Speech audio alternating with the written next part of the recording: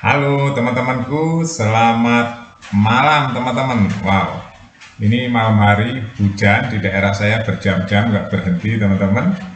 Jadi saya mau mengupas mengenai pemerintahan ya. Teman-teman, kenapa saya ngupas mengenai pemerintahan ya pertanyaannya. Sekali lagi teman-teman kalau lihat tampang saya pasti nggak percaya kan, saya Andiso ya sederhana apa adanya ya. Tapi saya paham betul teman-teman ya, pemerintahan dari akar rumput sampai ring satu saya hafal teman-teman. Ya, kan saya bertahun-tahun berada di lingkaran dari akar rumput sampai ring satu, saya menghabiskan waktu kurang lebih 30 tahun ya, hanya untuk menyelami ya pola pola hidup, gaya hidup, cara kerja birokrat ya, birokrasi. Ya, itu ada legislatif, yudikatif, eksekutif ya teman-teman.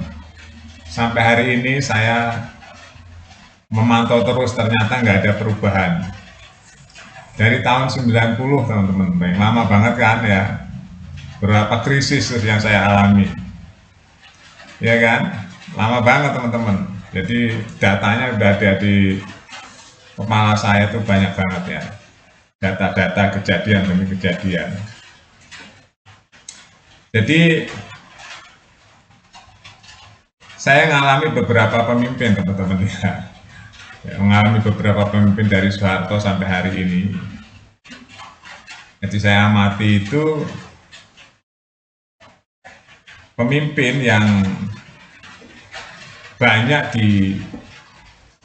direndahkan ya, pemimpin muda ya teman-teman ya, yang tidak mau menunjukkan bahwa dirinya itu hebat. Itulah Gibran teman-teman ya, itulah Gibran. Banyak orang yang berpikir tentang pendidikan ya. Pendidikan penting teman-teman, tapi karakter itu lebih penting lagi teman-teman ya. Pendidikan karakter itu nggak semua orang bisa, nggak semua orang memiliki karakter keindonesiaan itu teman-teman ya. Nah saya melihat pada diri Gibran itu ada karakter yang kuat sekali. Dia itu karakternya kuat, bahkan dia memiliki karakter lebih kuat dari Prabowo, lebih kuat dari bapaknya. Ya, percaya nggak teman-teman? Kalau saya ceritain teman-teman nggak akan percaya lah. Saya terus deket apa dengan ini, dengan ini, dengan ini ya. Teman-teman nggak akan percaya.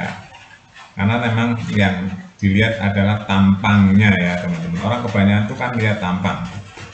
Saya kasih contoh aja teman-teman.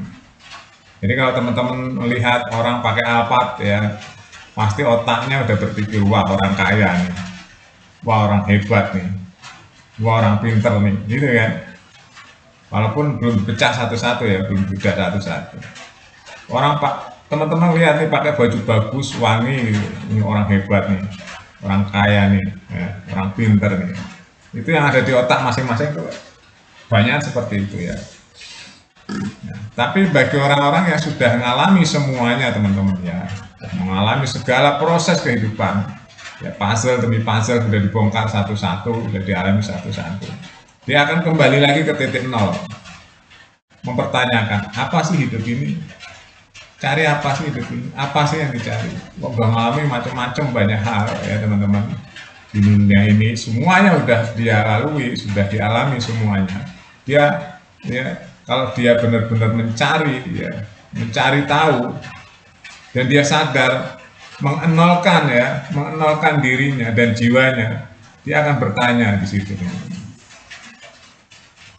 akan bertanya siapa sih saya, mau kemana sih saya, apa sih yang saya cari, seandainya uangnya banyak, buat apa sih uang banyak-banyak seperti ini.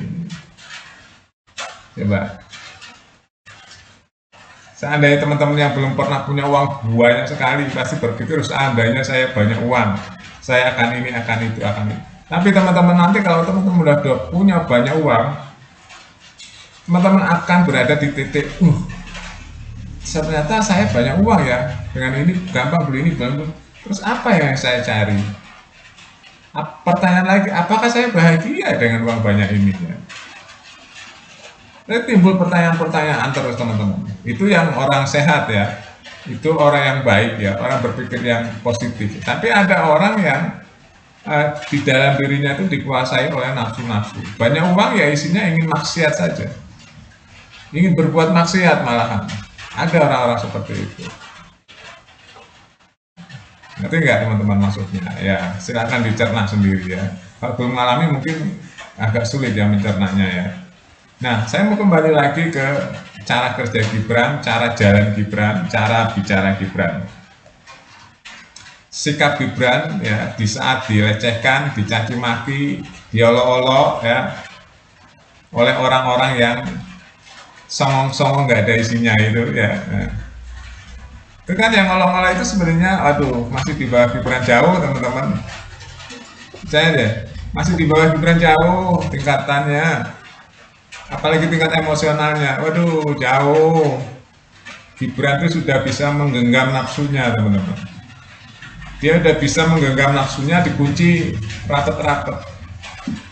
Anak seusianya jadi wakil presiden teman-teman. Dia bisa mengendalikan nafsu emosinya tuh, bicaranya. Di luar sana banyak yang menghujat, mencaci maki, mencemooh. Kita lihat orang-orang dulu yang mencemooh Gibran, apa prestasinya hari ini ya. Bahkan ada yang mengikuti pilkada di daerah Sumatera sana dulu mengolok-olok Gibran, emosinya aja nggak bisa jaga. Debat ya antar calon di situ, emosi ributnya luar biasa sampai wah rame, aparat sampai bingung untuk mengamankannya. Coba dulu mengolok-olok Gibran diolok-olok, dicaci maki ya, difitnah, tetap tenang, dia mengendalikan nafsunya. Seorang wakil presiden. Dan hari ini Gibran ya membuka posko nih teman-teman, ya, atau membuka pelayanan pengaduan laporan masyarakat ya, di Istana Wakil Presiden. Yang datang banyak banget teman-teman, mengadukan ini, mengadukan itu banyak sekali. Baru beberapa saat dibuka yang adu sudah banyak sekali. Terobosannya luar biasa kan, langsung mengena kan teman-teman, mengena ke masyarakat. Siapa yang mau datang silahkan, mengadukan permasalahannya silahkan. Tuh terobosannya, kreatif nggak tuh anak muda yang namanya Gibran? Kreatif teman-teman. Selama ini nggak ada begitu-begitu, nggak ada. Siapa wakil presiden yang buka aduan publik seperti itu langsung, ya diberikan pelayanan, mau ngadu apapun silahkan. Saya udah bicara tentang Gibran itu waktu Gibran pertama kali jadi wali kota ya, saya udah bilang ini karakternya kuat sekali nih Gibran. Bahkan karakternya lebih kuat dari bapaknya, bahkan lebih kuat lagi dari Prabowo. Gibran itu memiliki karakter yang berbeda teman-teman. Ya, coba teman-teman petanin satu-satu tuh. Pembawaan, dia bisa jadi apapun di situ. Karakternya hebat nggak? Wali kota jempol, kampanye jempol, ya. Sekarang jadi wapres resmi jempol juga. Padahal anak muda yang dihadapi ada yang profesor, ada yang apapun, dia tetap kalem bahasanya, sederhana, sopan, ya nggak mentang-mentang wakil presiden bahasanya tinggi, enggak. Sopan, sederhana bahasanya. Tuh. Nanti lama-lama dia akan semakin matang, teman-teman. Akan semakin matang. Tuh. Makanya yang mencibir, yang memfitnah, yang mencaci, yang memaki, yang menyinyirin, dia nanti akan tenggelam dengan sendirinya. Akan tenggelam dengan sendirinya ya, teman-teman. Akan malu kalau dia punya malu. Itu aja teman-teman ya. Jadi salah satu terobosan Gibran yang belum pernah dilakukan ya oleh wakil presiden yang lain adalah sekarang membuka laporan pengaduan masyarakat langsung ke kantor wakil presiden. Hebat nggak? Oke itu aja teman-teman. Nanti kita update lagi ya. Sampai jumpa.